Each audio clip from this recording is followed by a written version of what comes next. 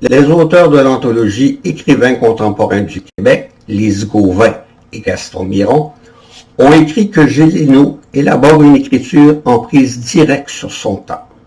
Sa poésie s'inscrit dans l'espace nord-américain en se souvenant de l'antériorité amérindienne. Elle inventorie le mythe, les temps historiques et quotidiens, les âges de la vie. Elle dénonce l'exploitation dans un élan de fraternité et annonce la libération de la parole et la métamorphose de l'homme. Je vous propose deux poèmes qui, à mon avis, illustrent bien ce propos. Le premier s'intitule « Je te salue ». Il est tiré du recueil Totem paru en 1953. Peau rouge, peuplade disparue dans la conflagration de l'eau de feu et des tuberculoses. Traqués sur la pâleur de la mort et des visages pâles, emportant vos rêves de Man et de Manitou, vos rêves éclatés au feu des arquebuses. Vous nous avez légué vos espoirs totémiques, et notre ciel a maintenant la couleur des fumées des calumets de paix. Nous sommes sans limite, et l'abondance est notre mère. Pays ceinturé d'acier, aux grands yeux de lac, à la bruissance barbe résineuse. Je te salue et je salue ton rire de chute. Pays casqué de glace polaire, auréolé d'aurore boréale, étendant aux générations futures l'étincelante gerbe de tes feux d'uranium.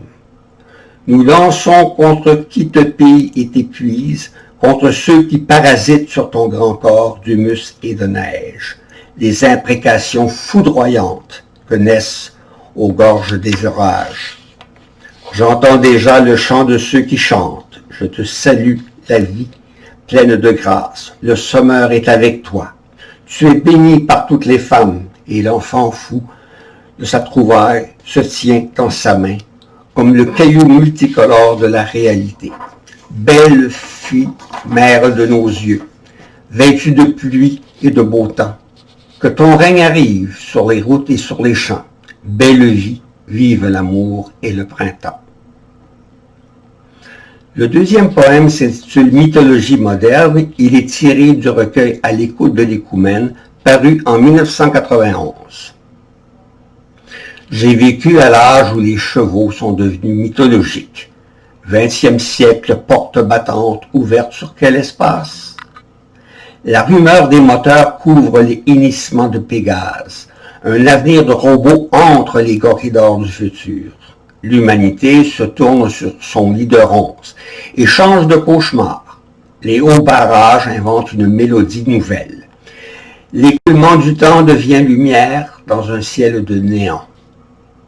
Ce n'est plus la mer qui hante les strophes du poème, ni le vent, ô voilier vaporeux à l'horizon du siècle, ni le feu, car vaines sont les vestales de cet âge électrique, ni la terre, mère des vins et des vignes et des mythologies agrestes.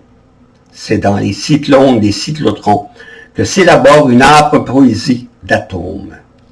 Nature fut mère et marâtre, l'homme s'en détourne, tout ébloui par son soleil d'uranium. Voici venir le temps cybernétique.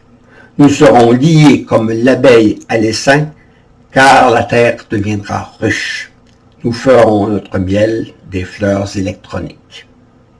Je me nomme Jean-François Crépeau, je suis chroniqueur littéraire à l'hebdomadaire Le Canada français depuis 1979.